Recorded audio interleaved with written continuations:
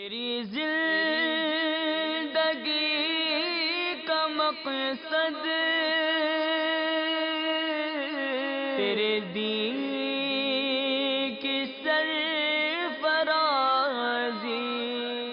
الحمدللہ رب العالمین والصلاة والسلام علی سید المرسلین، اما بعد فاعوذ باللہ من الشیطان الرجیم، بسم اللہ الرحمن الرحیم۔ الصلاة والسلام علیک یا رسول اللہ وعلی آلک واصحابک یا حبیب اللہ۔ الصلاة والسلام علیک یا نبی اللہ وعلی آلک واصحابک یا نور اللہ۔ میٹھے میٹھے اسلامی بھائی اور مدنی چینل کے ناظرین، حسب معمول سلسلہ با مقصد زندگی میں ہم حاضر ہیں۔ آغاز درود پاک کی فضیلت سے کرتے ہیں۔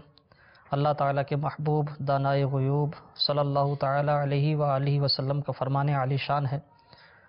جو مجھ پر 100 بار درود پاک پڑھے اللہ تعالیٰ اس کا حشر شہداء کے ساتھ فرمائے گا۔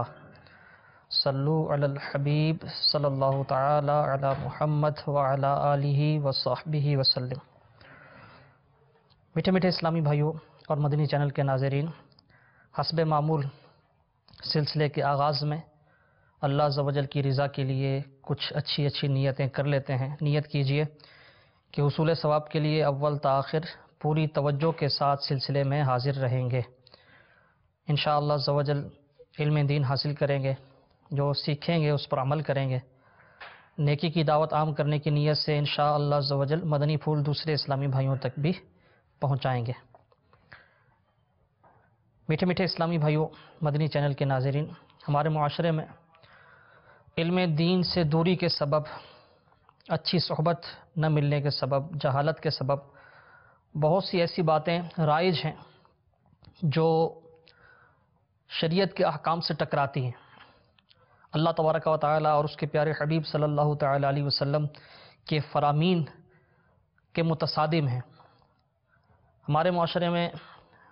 ایسے لوگ جو خود کو پڑھا لکھا سمجھتے ہیں، ان میں بھی بہت سی باتیں ایسی وہ رواج پا جاتی ہیں کہ جو شریعت سے متصادم ہوتی ہیں، اسلام کی تعلیمات کے خلاف ہوتی ہیں۔ انہی میں ایک بات یہ ہے، ستاروں کے اثرات پر یقین رکھنا۔ یعنی ایسے لوگ ہمارے معاشرے میں ایک تعداد میں پائے جاتے ہیں جو ستاروں کی وہ نقل و حرکت پر اپنے کاروبار کے معاملات، رشتوں کے معاملات، دنیاوی امور اس پر طے کرواتے ہیں، اور ایسے لوگ پھر جو ستارہ شناسی کا دعویٰ کرتے ہیں، نجومی، نجم ستارے کو کہتے ہیں، نجوم جو ہے یہ ستاروں کی جمع، اور نجومی ستاروں کا علم جاننے والا۔ تو ایسے بے وقوف لوگ جو اپنے آپ کو اگرچہ عقل مند سمجھتے ہیں، یہ بیچارے نجومیوں کے پاس جاتے ہیں، ستارہ شناسی کا دعویٰ کرنے والوں کے پاس جاتے ہیں، اور پھر وہاں بے وقوف بن کر رقمیں بھی ان کو دیتے ہیں، اور عجیب و غریب قسم کے معاملات بھی پیش آتے ہیں۔ ایسا بھی ہوتا ہے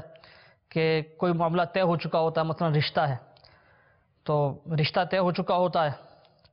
تمام معاملات وہ دیکھ بھال کر دونوں طرف سے فریقین راضی ہوتے ہیں، ہاں ہوتی ہے، لیکن پھر کیا ہوتا ہے کہ کوئی ایک فریق یہ کہہ کر رشتے سے انکار کر دیتا ہے کہ ہم نے پتہ کروایا ہے کہ لڑکے اور لڑکی کا ستارہ آپس میں نہیں ملتا، لہٰذا یہ شادی نہیں ہو سکتی۔ سیدی اعلیٰ حضرت امام اہل سنت مولانا شاہ امام احمد رضا خان علیہ الرحمۃ الرحمن سے اسی حوالے سے سوال کیا گیا، پوچھا گیا کواکب فلکی یعنی آسمانی ستاروں کے اثرات سعد و نحس یعنی اچھے اور منحوس اثرات پر عقیدت یعنی بھروسہ رکھنا کیسا ہے، یہ سوال ہوا۔ سیدی اعلیٰ حضرت رضی اللہ تعالیٰ عنہ نے جواب دیا، مسلمان مطیع یعنی ایسا مسلمان جو اللہ تبارک و تعالیٰ کا عبادت گزار ہے، اطاعت کرنے والا ہے۔ مسلمان مطیع پر کوئی چیز نحس یعنی منحوس نہیں، اور کافروں کے لیے کچھ سعد یعنی اچھا نہیں۔ مسلمان جو اللہ تبارک و تعالیٰ کی فرما برداری کرنے والا، اس کے لیے کوئی چیز منحوس نہیں، اور کافر کے لیے کوئی چیز سعادت والی نہیں۔ مسلمان عاصی یعنی گناہ گار مسلمان، نافرمانی کرنے والا مسلمان، اس کے لیے اس کا ایمان، اس کا اسلام، یہ نیک بختی ہے، سعادت ہے۔ طاعت یعنی عبادت کرنا اللہ تبارک و تعالیٰ کی، فرما برداری کرنا بشرط قبول، سعد یعنی نیک بختی ہے۔ معصیت یعنی نافرمانی، گناہ گاری، یہ بجائے خود نحس یعنی منحوس ہے۔ اللہ تعالیٰ کی نافرمانی کرنا، گناہ کرنا، یہ بذات خود منحوس ہے۔ اگر رحمت و شفاعت اس کی نحوست سے بچا لیں بلکہ نحوست کو سعادت کر دیں، جیسا کہ سورہ فرقان آیت نمبر 70 میں اللہ تبارک و تعالیٰ ارشاد فرماتا ہے فَأُولَئِكَ يُبَدِّلُ اللَّهُ سَيِّئَاتِهِمْ حَسَنَات، ترجمہ کنز الایمان، تو ایسوں کی برائیوں کو اللہ تعالیٰ بھلائیوں سے بدل دے گا، ان کے گناہوں کو نیکیوں سے بدل دیا جائے گا۔ سیدی اعلیٰ رضی اللہ تعالیٰ عنہ مزید فرماتے ہیں بلکہ کبھی گناہ یوں سعادت ہو جاتا ہے کہ بندہ اس گناہ کے سبب اس پر خائف اور ترساں اور تائب اور کوشاں رہتا ہے، یعنی اللہ تبارک و تعالیٰ کا خوف اس گناہ کی وجہ سے، اس نافرمانی کی وجہ سے اس کے دل میں موجزن ہوتا ہے، بندہ ڈر جاتا ہے، ترساں رہتا ہے، تائب رہتا ہے، توبہ کرتا ہے، کوشش کرتا ہے کہ اس گناہ کا مداوع ہو سکے۔ تو سیدی اعلیٰ رضی اللہ تعالیٰ عنہ فرما رہے ہیں بلکہ کبھی گناہ یوں سعادت ہو جاتا کہ اس گناہ کے بعد اسے توبہ کی توفیق مل جاتی ہے۔ اب توبہ کی توفیق سے وہ دھل گیا اور بہت سی حسنات یعنی نیکیاں مل گئیں، باقی کواکب یعنی یہ ستارے وغیرہ، ان میں کوئی سعادت اور نحوست نہیں اگر ان کو خود مؤثر یعنی اثر کرنے والا جانے شرک ہے۔ اگر کوئی جانتا ہے کہ یہ ستارے جو ہیں ان کی وجہ سے اثر ہوتا ہے، ان کو خود مؤثر کوئی سمجھتا ہے، تو آپ فرماتے ہیں یہ شرک ہے۔ اگر کوئی ان سے مدد مانگے تو حرام ہے، ورنہ ان کی رعایت ضرور خلاف توکل ہے۔ فتاوی رضویہ شریف کی 21ویں جلد میں یہ سیدی اعلیٰ رضی اللہ تعالیٰ عنہ نے ایک فتوے کا جواب ارشاد فرمایا۔ اب بہت سے لوگ جو ہیں وہ یہ اعتقاد رکھتے ہیں ستاروں پر، ان کا ذہن ہوتا ہے، اب وہ بیچارے نجومیوں کے پاس بھی جاتے ہیں۔ صدر الشریعہ بدر الطریقہ علامہ مولانا مفتی امجد علی اعظمی بہار شریعت میں اس حوالے سے ارشاد فرماتے ہیں، 3 جلد صفحہ نمبر 659، مکتبۃ المدینہ جو دعوت اسلامی کا اشاعتی ادارہ ہے، اس کی شائع کردہ بہار شریعت کا جلد 3 صفحہ نمبر 659، آپ ارشاد فرماتے ہیں قمر در اقرب یعنی چاند جب برج اقرب میں ہوتا ہے تو سفر کرنے کو برا جانتے ہیں اور نجومی اسے منحوس بتاتے ہیں، اور جب برج اسد میں ہوتا ہے تو کپڑا قطع کرنے یعنی کٹوانے اور سلوانے کو برا جانتے ہیں، تو کپڑے قطع کرانے یعنی کٹوانے اور سلوانے کو برا جانتے ہیں۔ ایسی باتوں کو ہرگز نہ مانا جائے، یہ باتیں خلاف شرع اور نجومیوں کے ڈھکوسلے ہیں۔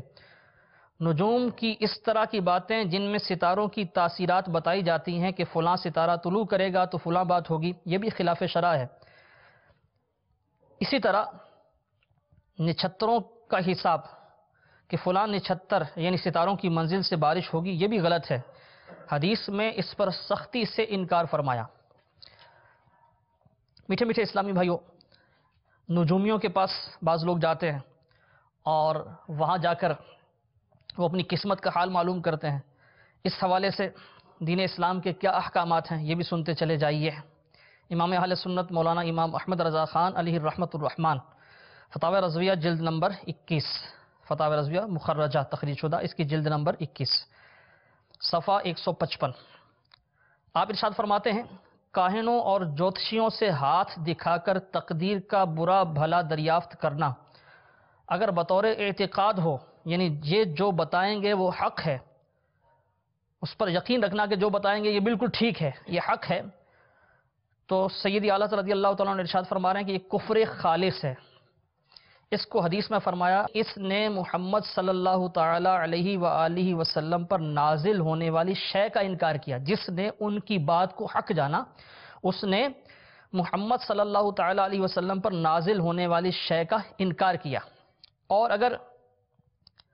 بطور اعتقاد و تیقن یعنی یقین نہ رکھے مگر میل و رغبت ہو اس کی طرف، تو سیدی اعلیٰ رضی اللہ تعالیٰ عنہ فرماتے ہیں اب یہ گناہ کبیرہ ہے۔ اس کو حدیث میں فرمایا گیا اللہ تبارک و تعالیٰ ایسے کی 40 دن تک نماز قبول نہیں فرمائے گا۔ اور اگر کوئی ویسے ہی کرتا ہے بطور ہزل و استہزاء، یعنی ہنسی مذاق کے طور پر نجومی کے پاس یا کسی وہ ہاتھ دیکھنے والے کے پاس جا کر ہاتھ دکھاتا ہے یا اپنی قسمت کا حال ستارے کے حوالے سے معلوم کرتا ہے، تو سیدی اعلیٰ حضرت رضی اللہ تعالیٰ عنہ فرماتے ہیں ایسا کرنے والا، ہنسی مذاق کے طور پر کرنے والا، یہ بھی عبث یعنی بیکار کام کر رہا ہے، مکروہ حماقت ہے۔ ہاں اگر بقصد تعجیز یعنی اسے عاجز کرنے کے لیے ہو، یہ نیت ہو کہ اس کو لاجواب کروں گا، نجومی کو اس کو عاجز ثابت کروں گا، تو اس میں حرج نہیں۔ یہ جو آخر میں ارشاد فرمایا کہ اگر عاجز کرنے کے لیے ہو تو یہ عوام تو ایسا نہیں کر سکے گی۔ تو جو اس فتوے سے جو سیدی اعلیٰ رضی اللہ تعالیٰ عنہ نے رہنمائی فرمائی مدنی چینل کے ناظرین، یہی بات سمجھ میں آتی ہے کہ نجومیوں کے پاس نہیں جانا چاہیے، قسمت وغیرہ کا حال ان سے معلوم نہیں کرنا چاہیے، اور اگر خدا نخواستہ کوئی ان کی بتائی ہوئی بات پر یقین رکھتا ہے کہ جو وہ کہہ رہے ہیں وہ ہوگا، اس کو حق سمجھتا ہے، تو یہ تو کفر خالص ہے۔ اور اگر بالکل وہ یقین نہیں رکھتا لیکن طبیعت میں رغبت اور میلان ہے تو یہ گناہ کبیرہ ہے۔ اگر ویسے ہی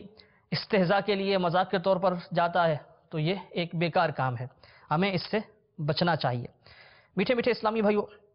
مدنی چینل کے ناظرین، بعض اوقات یہ وسوسہ آتا ہے، اس طرح کے وہ معاملات مشاہدے میں آتے ہیں کہ کوئی کسی کاہن کے پاس گیا، کسی فال نکالنے کے والے کے پاس گیا، کسی قسمت کا حال بتانے والے کے پاس گیا، نجومی کے پاس گیا، اس نے کچھ باتیں بتائیں اور اس کی باتیں جو ہیں وہ درست بھی ہوئیں، یعنی جو اس نے کہا تھا ویسا ہو گیا۔ اور بعض بارے میں ایسا مشہور ہوتا ہے کہ وہ جو بتاتے ہیں وہ صحیح بتاتے ہیں، قسمت کا آگے کا حال بھی بتا دیتے ہیں، موجودہ حالات بھی بتا دیتے ہیں، گھر کے حالات بھی بتا دیتے ہیں۔ تو وسوسہ آتا ہے کہ یہ کیسے ہو سکتا ہے جب یعنی دین اسلام میں اس کی وہ تردید کی جا رہی ہے، تو اب ایسا کیسے ہو سکتا ہے؟ تو یہ بھی سنتے چلے جائیے۔ سیدہ عائشہ صدیقہ رضی اللہ تعالیٰ عنہ فرماتی ہیں کہ کچھ لوگوں نے رسول اکرم صلی اللہ تعالیٰ علیہ وسلم سے کاہنوں یعنی ان کی باتیں قابل اعتماد ہونے یا نہ ہونے کے بارے میں پوچھا، تو آپ صلی اللہ تعالیٰ علیہ وآلہ وسلم نے ارشاد فرمایا ان کی باتوں کی کوئی حقیقت نہیں۔ لوگوں نے عرض کیا یا رسول اللہ صلی اللہ تعالیٰ علیہ وسلم، جو خبر وہ دیتے ہیں بعض اوقات وہ سچ نکلتی ہے۔ پیارے آقا علیہ الصلوۃ والسلام نے ارشاد فرمایا وہ کلمہ جو وہ بولتے ہیں جن سے سنا ہوا ہوتا ہے، جسے جنی اچک لیتی ہے اور اپنے دوست کاہن کے کان میں اس طرح ڈال دیتی ہے جس طرح ایک مرغی دوسری مرغیوں کے کان میں آواز پہنچاتی ہے، پھر کاہن اس کلمے میں 100 سے زیادہ جھوٹی باتیں ملا دیتے ہیں۔ بہرحال بات سمجھ میں یہی آئی کہ اگر بالفرض ایسا ہو کہ اس کی بات کوئی سچی نکلے، جو اس نے کہا ہو ویسا ہی ہو جائے یا ویسے ہی حالات ہو، تو تب بھی ان کی باتوں پر یقین نہیں کیا جا سکتا، کیونکہ اللہ و رسول عز و جل و صلی اللہ تعالیٰ علیہ وسلم کا حکم یہی ہے، اور حقیقت ظاہر ہمارا ایمان ہے، اعتقاد ہے، یہی ہے۔ اللہ تبارک و تعالیٰ اور اس کے پیارے محبوب صلی اللہ تعالیٰ علیہ وسلم جو ارشاد فرما دیں یقیناً وہ حق اور عین حق ہے، ہمیں اس پر عقیدہ اور ایمان رکھنا ہے۔ ایک اس حوالے سے دلچسپ بات، دعوت اسلامی کے اشاعتی ادارے مکتبۃ المدینہ کی مطبوعہ کتاب ہے بدشگونی، اس میں لکھی گئی ہے نجومی کے حوالے سے کہ ایک علم نجوم سے تعلق رکھنے والے شخص کا یہ بیان ہے۔ ایک روز میرے پاس 2 میاں بیوی آئے، دونوں میں شدید جھگڑا چل رہا تھا۔ میں نے دونوں کا ہاتھ دیکھا تو علم نجوم کے مطابق طلاق کی لکیر واضح اور یقینی تھی، یعنی وہ ہاتھ کی لکیروں سے یہی جو اس کا علم وہ سکھایا جاتا ہے اس سے یہی سمجھ میں آ رہا تھا کہ طلاق یقینی ہوگی۔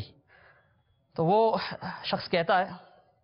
میں نے ان سے کہا آپ دونوں جو مرضی آئے کر گزریں، آپ دونوں میں طلاق نہیں ہو سکتی۔ ہاتھ کی لکیروں سے تو طلاق یقینی لگ رہی تھی، لیکن میں نے انہیں کہا کہ آپ میں طلاق نہیں ہو سکتی، آپ جو مرضی کر لیں۔ 2 سال بعد جب ان سے ملاقات ہوئی، وہ شخص کہتا ہے جب 2 سال بعد ان سے ملاقات ہوئی تو ان کی زندگی بڑی خوش و خرم اور اچھے انداز سے گزر رہی تھی، ان کے سارے آپس کی ناچاقی وغیرہ کے مسائل تھے وہ حل ہو چکے تھے۔ تو ان سے ذکر کیا کہ یہ تبدیلی کیسے آ گئی۔ وہ میاں بیوی کہنے لگے کہ جب آپ نے ہمیں بتایا کہ طلاق کسی صورت میں نہیں ہو سکتی تو ہم نے سوچا کہ جب طلاق نہیں ہونی تو کیوں نہ مل جل کر زندگی گزاری جائے۔ اس دن کے بعد سے ہماری گھریلو زندگی جو ہے وہ خوشیوں سے بھر گئی۔ میٹھے میٹھے اسلامی بھائی اور مدنی چینل کے ناظرین، آپ نے سنا کہ علم نجوم جاننے والا بتا رہا تھا کہ اس کے مطابق تو طلاق ہی ہونی تھی، لیکن اس نے حکمت عملی کے ساتھ ان کو یہ کہا کہ آپ میں طلاق نہیں ہوگی، تو واقعی ان کی آپس میں محبت، ان کی جو ناچاقی تھی، نفرت تھی، وہ محبت میں بدل گئی، اور 2 سال بعد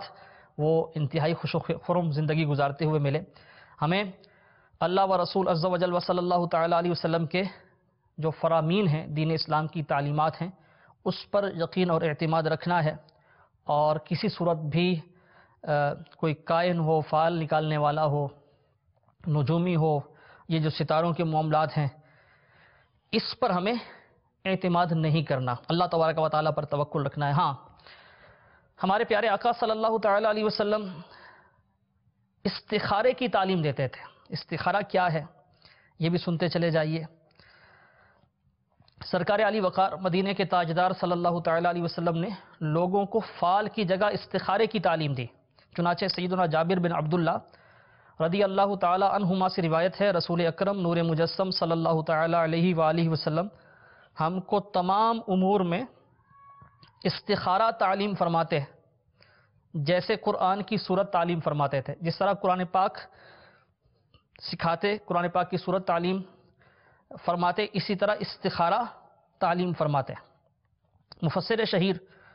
حکیم الامت مفتی احمد یار خان علیہ رحمۃ اللہ الحنان اس حدیث پاک کے تحت لکھتے ہیں، استخارہ کے معنی ہے خیر مانگنا یا کسی سے بھلائی کا مشورہ کرنا۔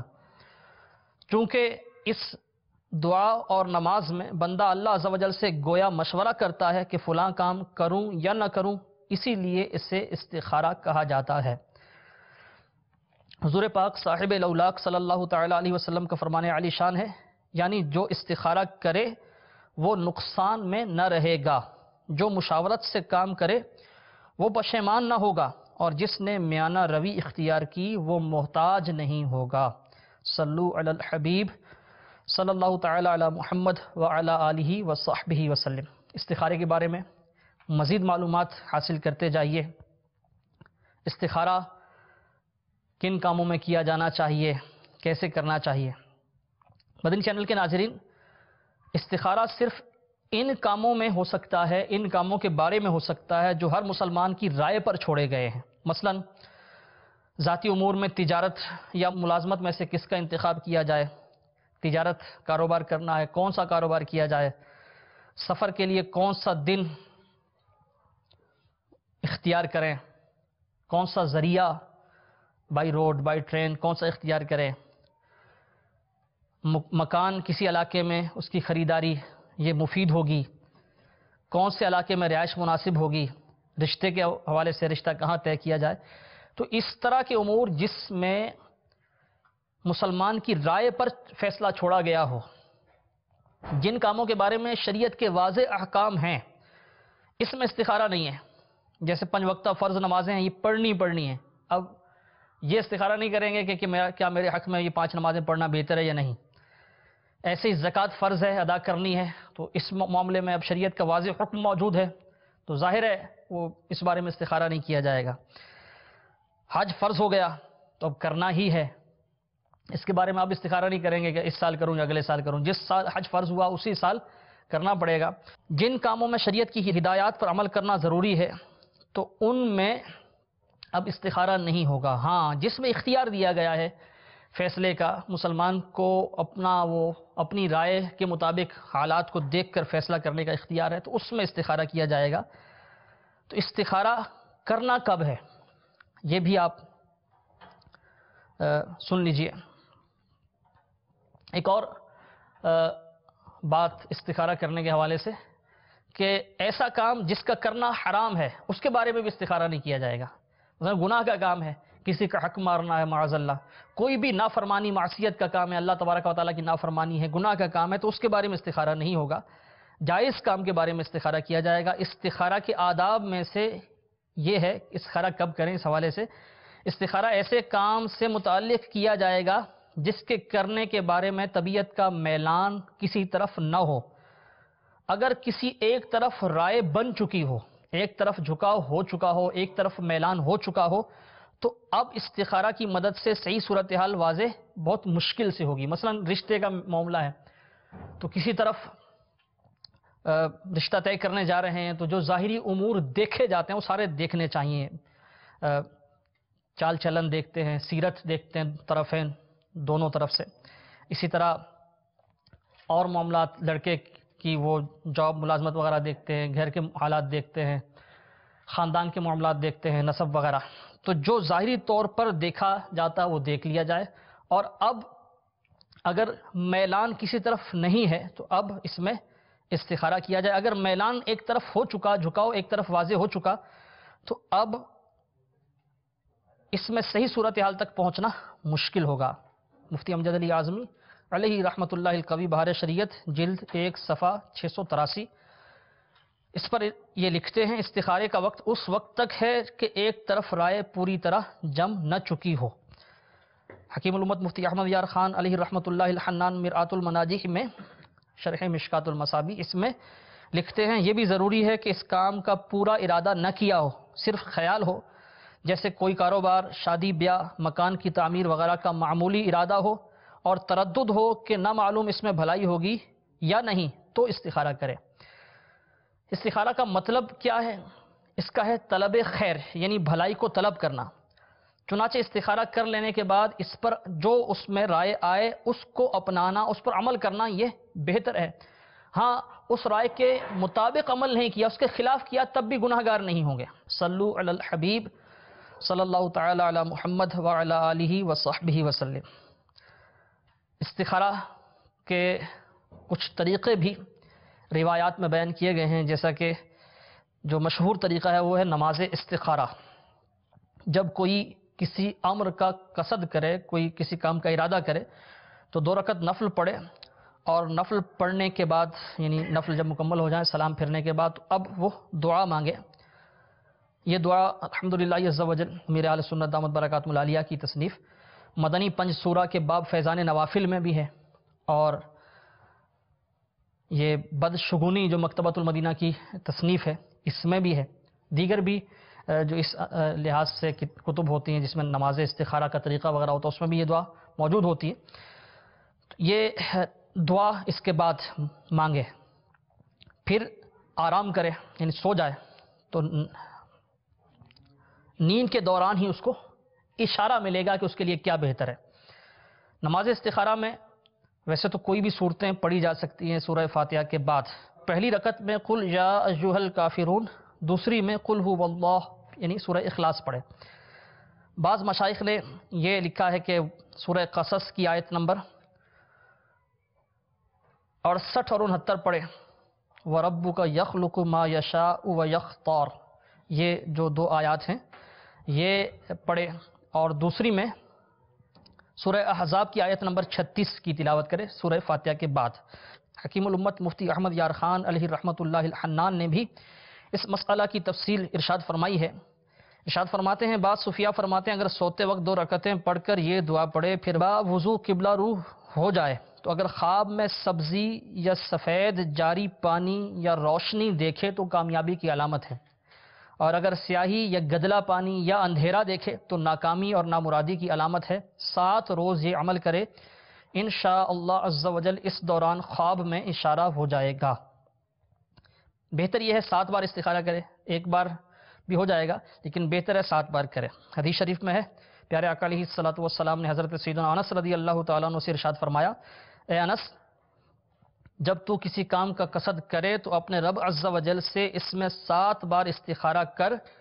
پھر نظر کر تیرے دل میں کیا گزرا کہ بے شک اسی میں خیر ہے۔ اگر خواب میں کوئی اشارہ نہ ہو تو اپنے دل کی طرف دھیان کریں،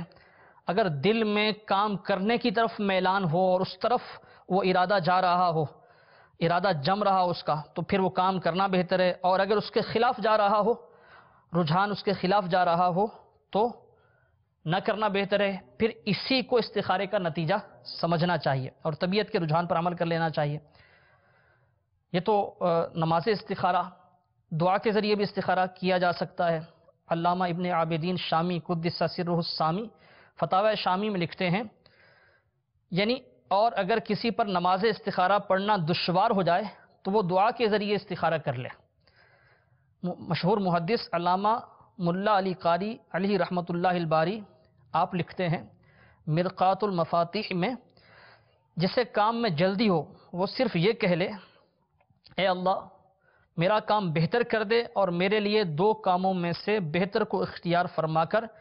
اس میں میرے لیے بہتری رکھ دے، یا اس طرح دعا کرے، یہ ترجمہ دعا کا، اے اللہ عز و جل میرا کام بہتر کر دے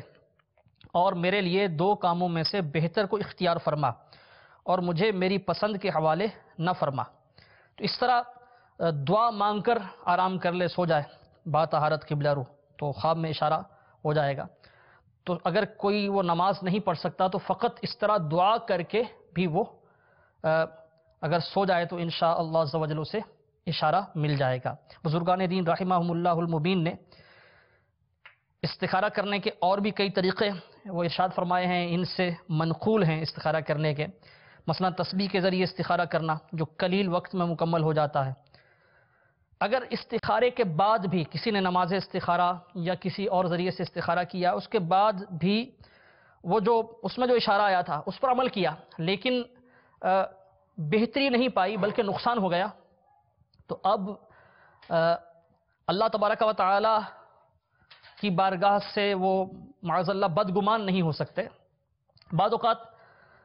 اللہ تبارک و تعالی کی بارگاہ میں بندہ عرض کرتا ہے، استخارہ کرتا ہے کہ جس کام میں میرے لیے بہتری ہے وہ ہو جائے، لیکن اللہ تبارک و تعالی وہ کام عطا کرتا ہے جو اس کے حق میں بہتر ہوتا ہے، مگر اس کی بہتری ظاہری عقل کی میں نہیں آتی۔ مثلا دعا کی قبولیت ہے تو ہم یہی سمجھتے ہیں کہ جو ہم نے مانگا ہے وہ ہمیں مل جائے تو دعا قبول ہو گئی، اگر وہ نہیں ملتا تو ہم یہ گمان کرتے ہیں کہ ہماری دعا قبول نہیں ہوئی۔ بعض اوقات ہم جو مانگ رہے ہوتے ہیں وہ ہمیں نہیں ملتا، اللہ تبارک و تعالی اس سے بہتر عطا فرما دیتا ہے، یا جو ہم مانگ رہے ہوتے ہیں وہ ہمارے حق میں بہتر نہیں ہوتا،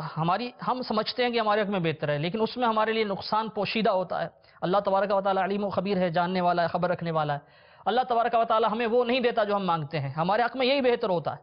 ہم سمجھتے ہیں کہ ہماری دعا قبول نہیں ہوئی، تو ہم نے جو ظاہری اشارہ ملا اس کے مطابق کام کیا، وہ کام پائے تکمیل تک نہیں پہنچا، ہمیں ظاہراً نقصان اٹھانا پڑا، ناکامی کا منہ دیکھنا پڑا، تو ہم سمجھتے ہیں کہ وہ جو ہم نے استخارہ کیا، جو ہمیں اشارہ ملا تھا وہ غلط تھا، ایسا حالانکہ حقیقت میں نہیں ہوتا۔ حقیقت میں جو ہوا ہوتا وہ ہمارے حق میں بہتر ہوتا ہے۔ اس کی ایک مثال یوں سمجھیں کہ ایک بچہ ہے، وہ بیمار پڑ گیا، بخار ہو گیا اس کو، یا کوئی اور اس کو پرابلم ہو گئی، اب اس بیماری میں، اس مسئلے میں جس میں وہ مبتلا ہے، کوئی چیز اس کے لیے کھانا نقصان دہ ہے، وہ مانگے گا لیکن ماں باپ سمجھتے ہیں کہ اس کو یہ نہیں کھلانی،